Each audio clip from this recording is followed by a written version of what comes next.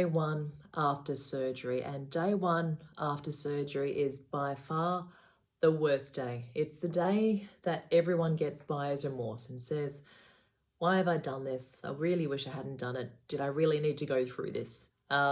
It's not so much pain, but it's uncomfortable and you just can't get comfortable. You'll need to move around. Walking will help, but you might have a tightness at the center of your chest and you may well feel nauseous.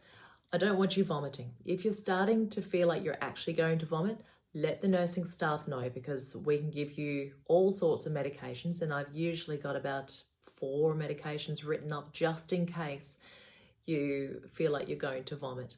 We don't like you vomiting because that puts pressure against the fresh staple line, and if you've had a hiatus hernia repair, a gap in your diaphragm that I've closed at the time, it can compromise that repair. So as much as possible, try not to vomit. A couple of vomits is not too bad. I just don't want you vomiting constantly. It's the day that I increase you from SIPs to clear fluids in most cases, unless you've had a bypass, in which case you'll need to be fasting until you've had your barium swallow.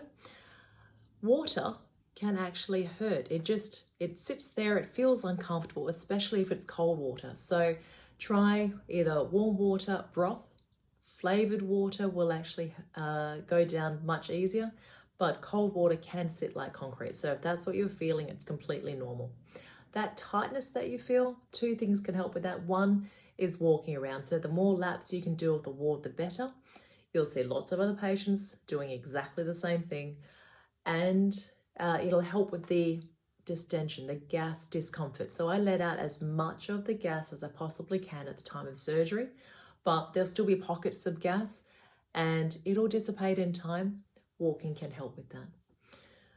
Finally, making sure that you've got your stockings on your legs, you're having injections 2 or 3 times a day just to decrease the risk of clots in your legs and clots in your lungs.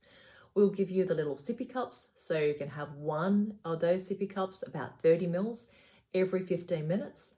If you're able to do that, then we can take you off the IV fluids. It's by far the worst day, but it gets better from here.